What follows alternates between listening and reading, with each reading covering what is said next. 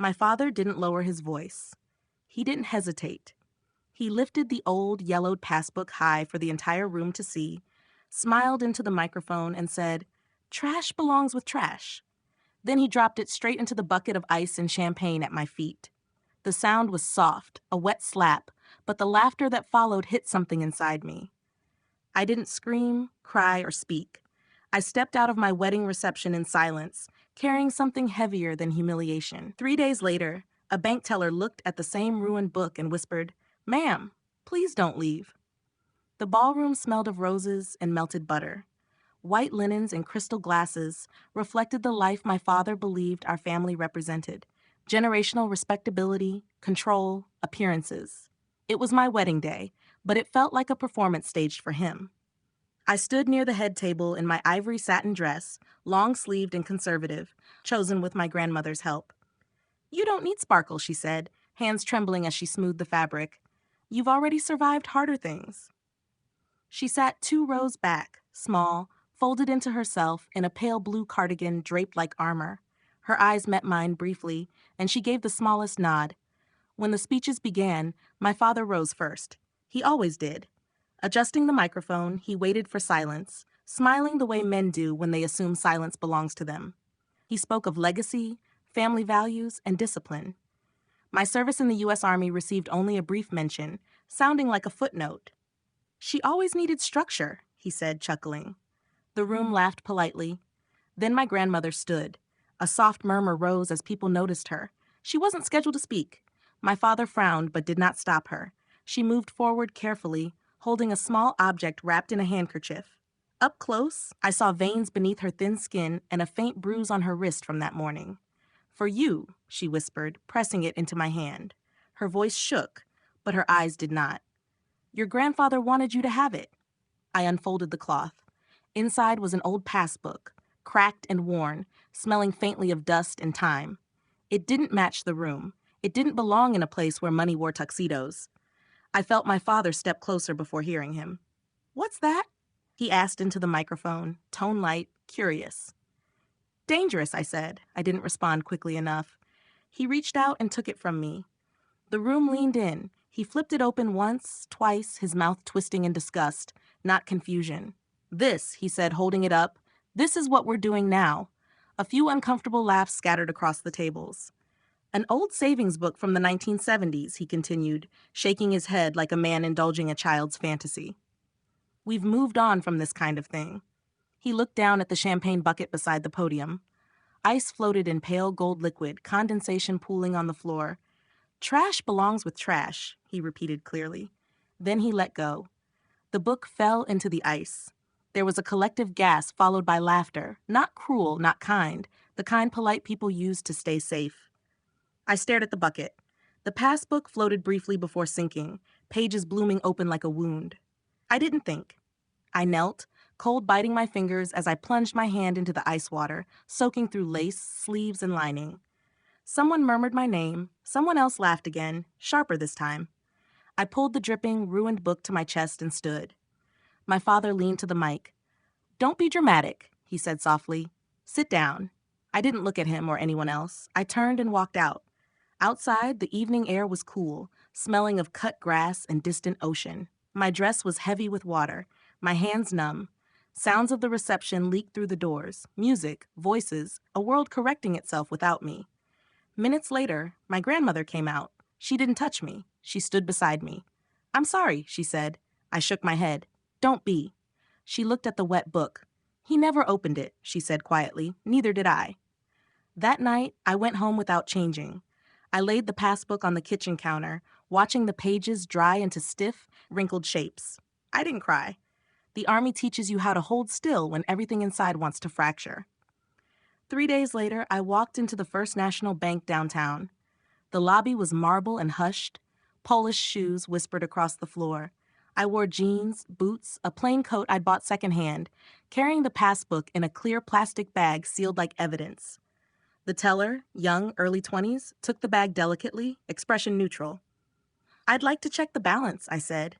It was a gift. She nodded, typing, eyes flicking to the warped pages. She expected an error or a zero. Something simple. Then she paused. Fingers hovered, she leaned closer to the screen. Color drained from her face. "Ma'am," she whispered, standing abruptly, "please don't leave." She disappeared through a side door. People began looking at me. I held the counter, feeling the same calm I'd felt on patrol overseas when the radio went quiet. I had walked out of my wedding carrying trash. I was about to learn its true worth. The waiting area smelled faintly of lemon polish and old paper. Above, an air vent hummed steadily, a sound so controlled it felt deliberate. I stood at the counter where the young teller had left me, hands flat on the cool stone, the plastic bag with the passbook between them. People pretended not to watch. A man in a gray suit shifted his briefcase from one hand to the other. A woman near the door glanced at her phone, then at me, then back again. The quiet wasn't hostile. It was curiosity, the kind that settles on you when something has clearly gone wrong. I didn't move. In the Army, you learn early that panic wastes oxygen. You learn how to breathe when your body wants to run, how to hold your posture when every nerve is alert. Standing there, I felt the same tightness I'd felt before missions, when plans fractured, and you had to wait for new orders. The side door opened again. The teller returned, but she wasn't alone. Behind her walked a man in his 50s, silver hair, neatly combed, glasses low on his nose. He carried the calm authority of someone used to making decisions, not asking permission. Another man followed, tall, younger, sharply dressed in a tailored suit that seemed too expensive for a branch office. They didn't look at the passbook first. They looked at me. "Miss," the older man said, voice low and controlled, "would you mind stepping with us into a private room?" I nodded. He gestured down a short hallway. The teller followed, hands clasped so tightly her tendons stood out. The room was small but elegant. A heavy wooden table, 2 leather chairs, framed certificates lining the walls. It smelled of dust, ink, and something metallic, the way old buildings always do when they've held secrets for decades. "Please," the man said, pulling out a chair. "Have a seat." I sat. He placed the plastic bag gently on the table, as if it were fragile. "I'm Daniel Whitaker," he said. "Branch manager. This is Thomas Reed, our regional director." The younger man inclined his head, eyes never leaving the bag. "Before we proceed," Whitaker continued, "I want to ask you a simple question." He paused. "Do you know what this account is?" I considered lying. It would have been easy, but something in his tone told me it wouldn't help. "No," I said. "I was told it was a savings account. My grandmother gave it to me." He nodded slowly. "And your grandmother's name?" "Margaret Hale." That did it. Reed exhaled sharply. Whitaker closed his eyes briefly, as people do when a long-held possibility becomes real. "We've been waiting for this account to surface," Reed said quietly, "for a very long time." The air shifted, like pressure before a storm. Whitaker opened the bag and removed the passbook, placing it on a clean blotter. He didn't flinch at the warped pages. He handled it with care. "This isn't a standard savings account," he said. "In 1979, your grandfather established a trust-linked account under a Totten arrangement. Unusual even then." I stared at the same book my father had tossed aside without a thought. "He was an early investor," Reed added. "Very early. Reinvested every dividend, never touched the principal."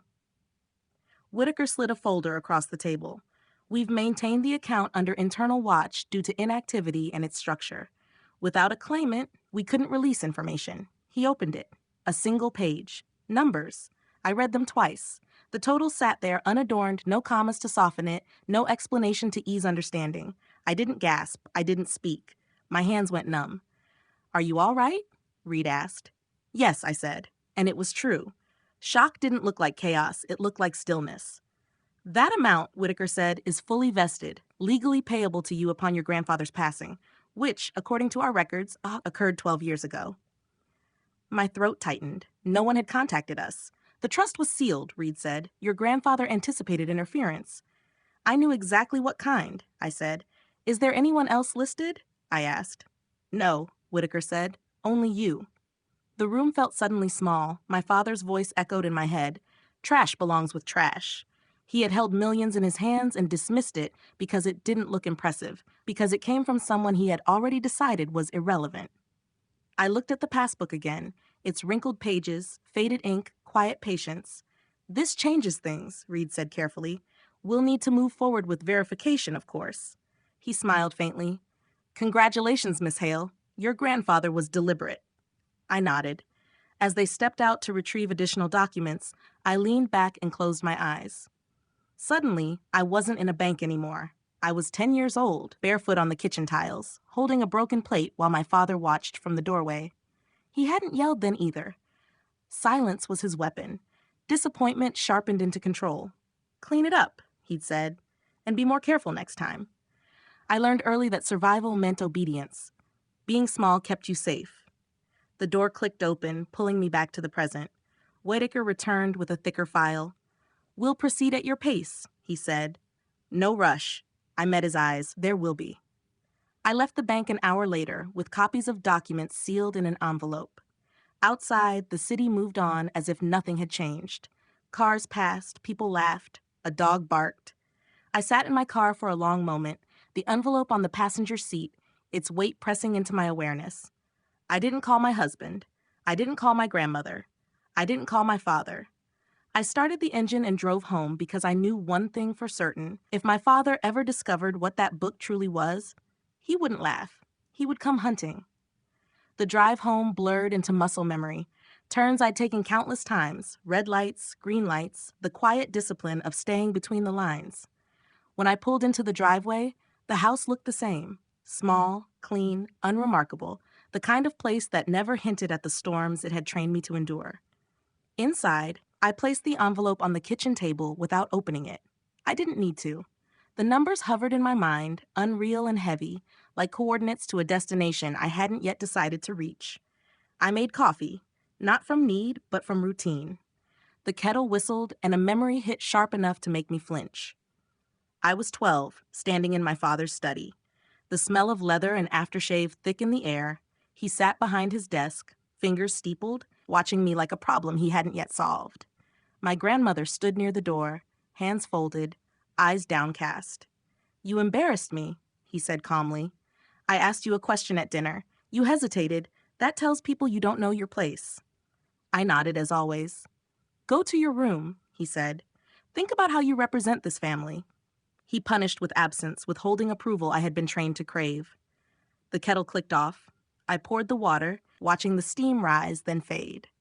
Growing up, my father valued order above all else. Order in his house, his business, his children. He had built his life brick by brick and expected us to fit neatly into the structure. My brother mirrored him, loud and confident, earning protection. I learned silence made me invisible. When I enlisted, he didn't object. He framed it as pride, a way to show I was finding discipline. But I knew the truth. The military gave him control without presence. Someone else gave orders, shaped me. What he didn't understand was that the Army taught discernment, not obedience. I learned the difference between noise and threat, authority and arrogance, reacting and choosing. Those lessons returned as I sat alone at the table, envelope untouched. My phone buzzed. His name lit the screen. I let it ring, buzzed again and again. On the fourth call, I answered. What is it? I said. He skipped pleasantries. You left, he said. I did. You humiliated me, he snapped, recalling the ballroom. I pictured him smoothing the moment over, turning discomfort into control. You humiliated yourself, I said quietly. A pause, a recalibration. That old woman had no business doing that, he said. She gave me a gift, I replied. He laughed short and dismissive. If that's what you want to call it. I looked at the envelope, the patient edges of paper waiting decades. Did you ever ask what was in it? I asked. Another pause. Longer. It was garbage, he said. I could tell by the look of it. Because it didn't look expensive, I said. He scoffed. I closed my eyes. That was all. Goodbye. I hung up. That night, I visited my grandmother. Her house was small, warm, smelling of lavender and old books. She sat in her armchair, hands folded, eyes lighting up when she saw me. You came, she said softly. I knelt. Why didn't you tell me? Your grandfather wanted it that way. Power is safest when it waits, she said. I swallowed. He knew. She nodded. He saw how your father treated you. He wanted you protected. I took her fragile hands in mine. I won't let him touch it. I know, she said. You were always the strong one, even when quiet. Driving home, I felt clarity settle in, not anger, not fear. The next morning, my father called again. His voice was measured, almost gentle. I've been thinking about the Passbook. Daughter, he said. I waited. If there's any value there, it should be handled properly by someone who understands these matters. I almost smiled. The hunter had caught a scent. Silence, the tool I had learned to live inside, was about to become something else entirely. The bank called the next morning, a private line. "Miss Hale," the voice said carefully, "this is Eleanor Price from First National's Trust Administration Office. We'd like to schedule a verification appointment." I glanced at the calendar. Deployment training, medical evaluations, a life built on orders and checklists. When I asked, I drove downtown, envelope riding shotgun like a quiet passenger. The trust office sat on upper floors, far from the public counters. The elevator hummed, clicking past each floor like a metronome, counting down to something inevitable. The conference room was larger this time, sunlight pouring through tall windows. The city spread below, neat and indifferent. Miss Price arrived with 2 associates and a thick file that made a dull sound when it hit the table. "We'll move slowly," she said. "You can stop us at any point." I nodded. She opened the file and explained dates, names, and structures set long before I was born. My grandfather had been methodical, cautious, building the account like engineers build bridges, anticipating stress, planning for interference. He anticipated legal challenges, Miss Price said gently. That's why the trust remained dormant until a direct beneficiary appeared in person. I thought of my father's laugh, the ease with which he had dismissed the book. The numbers appeared again, not as a single shocking total, but broken into pieces. Investments, dividends, 40 years of quiet growth. "This is not speculative wealth," she said. "It's conservative, stable, intentionally boring." I almost laughed. "Is there any chance, my father?" I stopped myself. "Anyone else could claim it?" "No," she said. "The documentation is airtight." A strange feeling settled over me then. Not joy, not relief. Safety. The kind that settles into your bones when you realize the ground beneath you will not collapse. When I left the building, my phone buzzed again. Him. I didn't answer.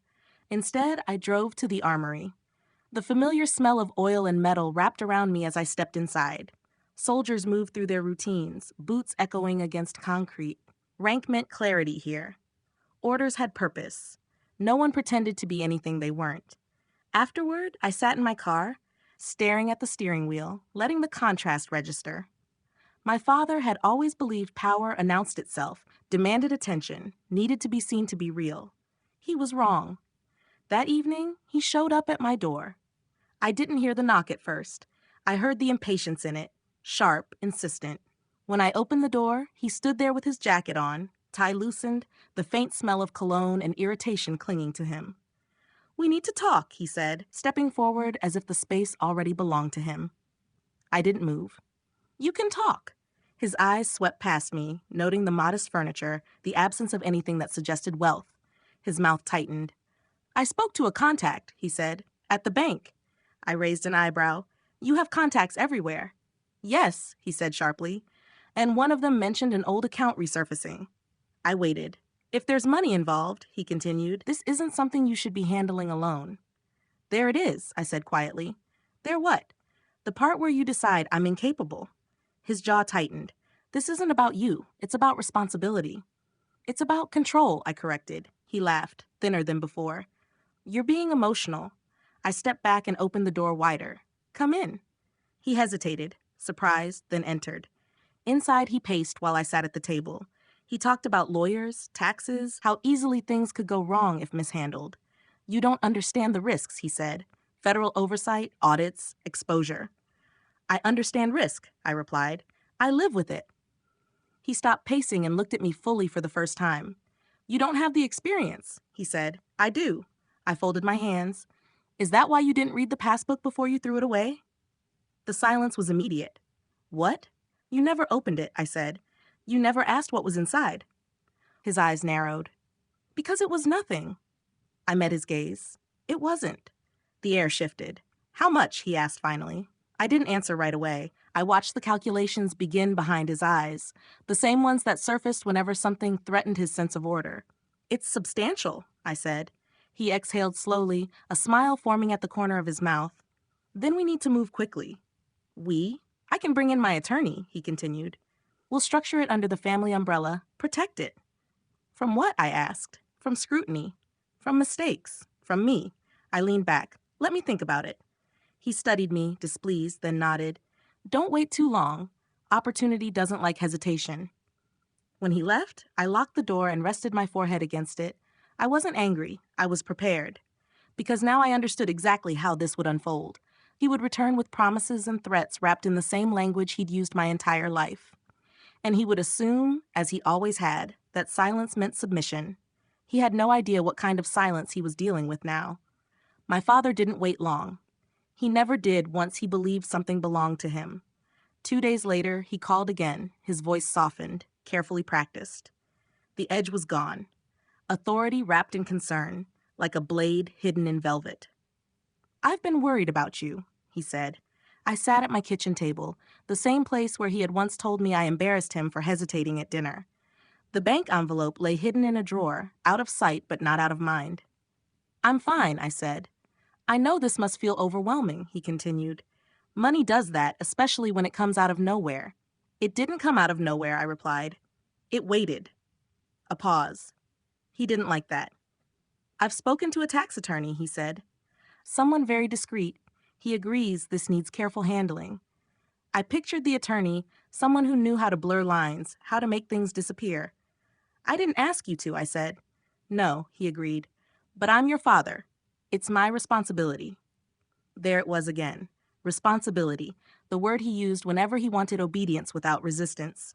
You should come by my office, he said. We'll go over the numbers together. I won't, I said. Silence stretched across the line. Then we'll meet somewhere neutral, he said finally. There's a charity gala this weekend. Boston Harbor Hotel. You'll be there. I frowned. I didn't say that. You're on the guest list, he said smoothly. I made sure of it. I closed my eyes. Why? Because this kind of discussion shouldn't happen in kitchens and hallways, he said. It deserves a proper setting. An audience, he meant. I'll think about it, I said. You should, he replied. Because if you don't handle this correctly, people will start asking questions. What kind of questions, I asked. About your grandmother, he said. The words landed exactly where he intended. She's elderly, he continued. Vulnerable. If anyone suggested she was manipulated into signing documents she didn't understand. You'd accuse me of elder abuse, I finished. I wouldn't accuse, he said lightly. I'd be forced to respond.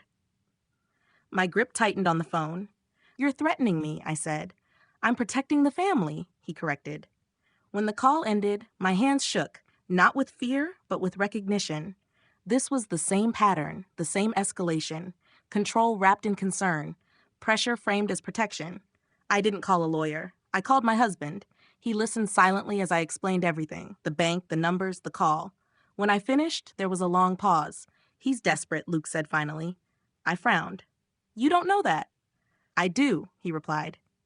Men like your father don't escalate threats unless they're already in trouble. Luke worked with data, patterns, financial behavior. He saw things others overlooked. He wouldn't push this hard if he didn't need the money, he continued, which means he's hiding something. That night, Luke spread documents across our table. Public records, corporate filings, shell companies nested inside shell companies. This isn't an empire, he said quietly. It's a facade.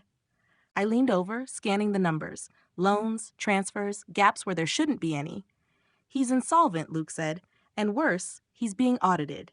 The word hung between us. He needs liquidity, fast. Your inheritance is clean money, untouched, the kind that could cover his tracks. I thought of his softened voice on the phone, urgency disguised as concern. He wasn't trying to save me. He was trying to save himself. The next morning, I called him back. About the gala, I said, letting my voice waver slightly. I've been thinking. Yes, he said too quickly. I don't know what I'm doing, I admitted. The bank talks about reporting requirements, federal oversight. I'm scared. His breath caught. That's exactly why you need me. I can handle this. I know these systems. I don't want trouble, I whispered. And you won't have any, he said. If you trust me. Trust. The word tasted bitter. What would we do, I asked. We'd consolidate, he said. Move the assets under the family trust. Clean, legal, efficient. And the taxes, I asked. I'll make them disappear, he said. I always do. There it was, the confession he didn't realize he'd made. When I asked about Saturday, he said, at the gala, we'll sign everything in the VIP suite before the speeches. I'll announce a major expansion. It'll look legitimate. He wanted the spotlight, validation, the illusion restored. Okay, I said softly. I'll be there. He exhaled, satisfied. You're doing the right thing. When I hung up, Luke looked across the table. He took the bait, I said. Luke nodded. Then it's time to build the hook. That night, we didn't forge documents. We designed a trap, one relying on my father's favorite weakness, his certainty that I would never be the threat. The ballroom at the Boston Harbor Hotel glowed like a promise never meant to be kept. Crystal chandeliers spilled light onto marble floors. Linen-draped tables hummed with old money and careful laughter. Men in tailored suits leaned close, exchanging favors disguised as compliments. Women in silk smiled politely. Every inch of the room signaled stability, success, control. My father thrived here. I arrived at 7:58 p.m., not early, not late, precise. I wasn't in uniform. I wasn't announcing authority. I wore a simple black dress, structured, restrained. Elegance that didn't beg attention. The only difference was how I walked straight through the room, not around it. I saw him immediately. He stood near the stage, laughing too loudly, one hand on a local councilman's shoulder, the other gesturing. His confidence radiated, drawing attention. This was his element, where he believed nothing could touch him. When his eyes landed on me, his smile sharpened. He excused himself, crossed the room, greeting donors like a king making rounds. When he reached me, he leaned in, voice low and practiced. You're late. Do you have it? I nodded and handed him the folder. Blue leather, clean edges, the kind that calmed men like him. His fingers closed around it with visible relief. Good, he said. Go upstairs. The VIP suite overlooked the harbor. Glass walls framed the dark water like a painting. A single desk stood near the window. Documents were neatly laid out, pens aligned with deliberate care. Luke had done his homework. My father didn't sit. He skimmed headings, already convinced of the outcome. This puts the assets under the family trust, he said, flipping pages. Power of attorney, sole trustee authority. Yes, this is clean. Do I need to sign anything? I asked softly. No, he said, waving a hand. Just me. You're transferring responsibility. Responsibility again. He picked up the pen. A smarter man might have noticed the title, the dates stretching back 20 years, the appendix listing barely remembered entities. A cautious man would have questioned it. My father was none of those things, I thought, as he signed. The pen scratched boldly. His name looked the same, large, certain, unquestioned. There, he said, handing the folder back. It's done. He straightened his jacket, glanced at his watch. I need to get to the stage. Big announcement. He didn't wait for my response. I stepped aside, folder warm in my hands. My heart wasn't racing. My breath was steady. This was the calm that comes after months of preparation, when action finally replaces anticipation. I pulled out my phone, took a single photo of the signature page, and pressed send. 3 miles away, Luke received it. Within seconds, the affidavit was attached to a whistleblower complaint already loaded in a federal portal.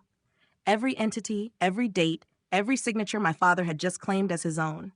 Downstairs, the lights dimmed. My father took the stage. Ladies and gentlemen, he began, spreading his arms wide, tonight I'm proud to announce a historic expansion of the Hale Family Foundation. Applause rolled through the room. A $12 million commitment. He continued speaking about the city's future, smiling with the pride of a man unveiling his legacy. Behind him, the massive LED screen flickered. The foundation logo vanished.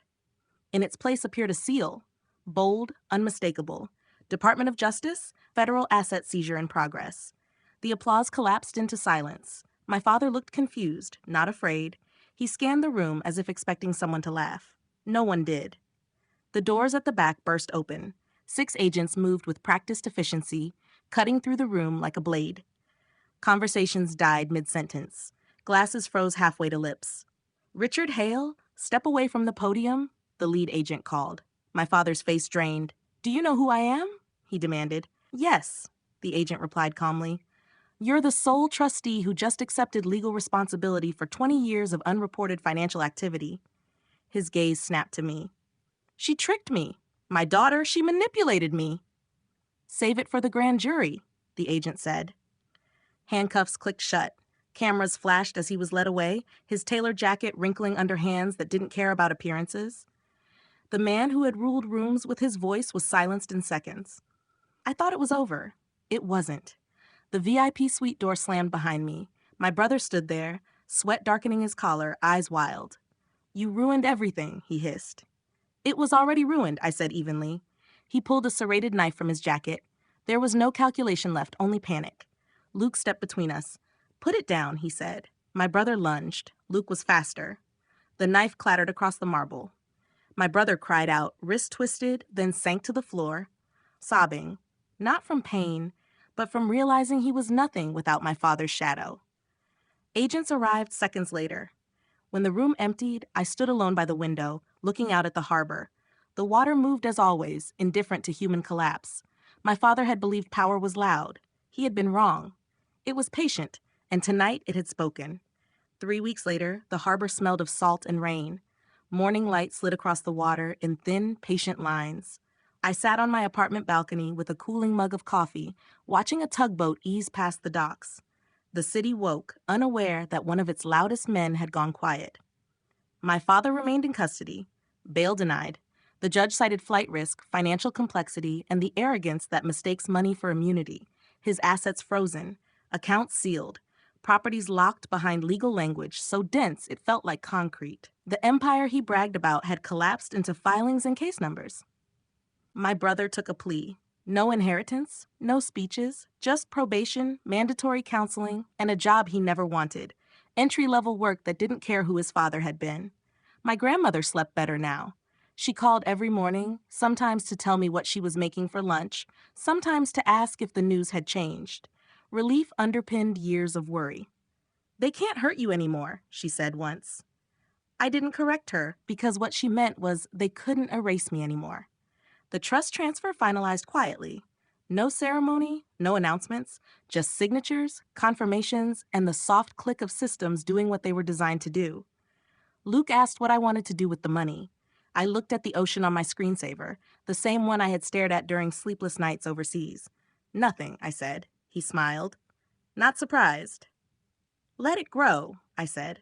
I'm still serving. I still have work to do. And it was true. I reported back to base Monday morning. Same boots, same routine, same long days. No one saluted differently. No one treated me like I'd crossed into another life. That mattered more than I expected. Money didn't give me power. It gave me insulation, the kind that lets you say no without fear, keeps threats from landing, allows silence to be a choice, not survival. That afternoon, I burned the last copy of the affidavit on the balcony. The paper curled into black ash, lifting into the air before dissolving completely. I didn't need it anymore. The system had done its work. That document was only a record of something I'd carried too long, the belief that I was small because I had been quiet. Luke sat beside me, shoulder warm. You okay? He asked. I am, I said, and I meant it. What my father never understood was this. Strength doesn't announce itself. It doesn't shout or command rooms. It waits. It learns. It endures. It appears when the time is right. I stayed in touch with the bank, the attorneys, the administrators, measured people who never assumed they knew what was best.